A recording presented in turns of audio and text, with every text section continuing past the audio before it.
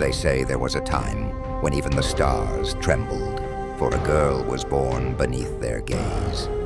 Twisted, broken, cast aside. This was Yennefer of Vengerberg, a child of misfortune, whose very birth seemed to echo with a dark prophecy. She was scorned by her family, shunned by her village, marked as a curse upon the land. Yet, hidden beneath the outward deformity, a spark lay waiting, a fierce and untamed power that destiny had not yet revealed. In the ancient halls of Aretuza, a mage of great renown, Tisaya de Vries, looked upon Yennefer and saw not a broken girl, but a vessel of potential as boundless as the sea. She took the young girl under her wing, sensing that she might wield magic beyond what any sorcerer had dreamed. And so, Yennefer was brought to the Isle of Mists, where the secrets of the arcane arts awaited her, where she would make a choice that would forever alter her fate. The path to power, however, is never without sacrifice. Magic demanded a price, and Yennefer paid it willingly, relinquishing her past, her body, and her very essence to the crucible of transformation. She endured pain that would have shattered the souls of most, yet emerged from the flames reborn, a woman of indescribable beauty, with eyes that burned violet and a will forged from the steel of suffering. Her beauty became legendary, her power both feared and desired. She was no longer merely Yennefer. She was a force of nature, a sorceress who could command the winds and shatter the earth itself. But power alone could not fill the emptiness that lay within.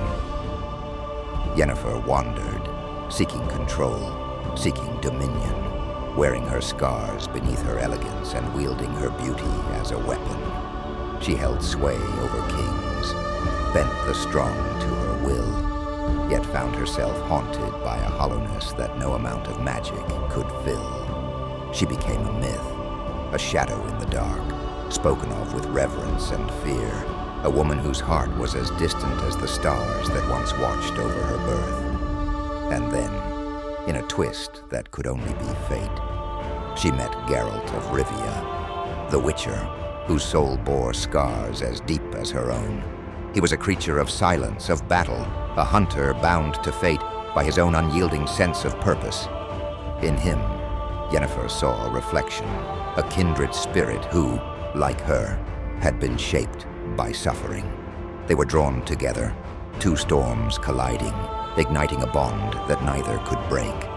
Geralt saw beyond her mask, and for the first time, Yennefer felt the weight of love, a power both thrilling and terrifying, one she could neither control nor command. But their story did not end with passion alone, for destiny had woven another thread into their lives, the child of elder blood, a young girl named Ciri, whose very existence was bound to prophecy and ancient magic.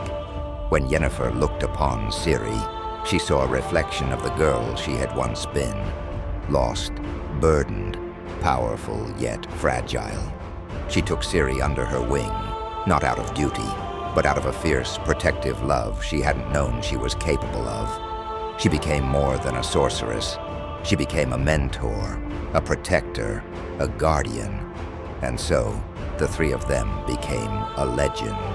The Witcher, the sorceress, and the child of destiny. They traveled through lands darkened by ancient curses. They battled forces beyond imagination, and they stood against powers that sought to tear them apart. Together, they were a force that defied the whims of fate, a family bound not by blood, but by a bond as old as time itself. Even now, the bards sing of Yennefer of Vengerberg, the woman who sacrificed everything for power and found something greater in return. She is remembered not only for her beauty or her magic, but for the love that transformed her, the love that made her more than legend. For in the end, Yennefer's story became one of destiny fulfilled, of power wielded not just for herself, but for those she had come to hold dear. She is the sorceress who embraced the stars, who defied her fate, and who stands immortal in the tales of the continent, forever fierce, forever free.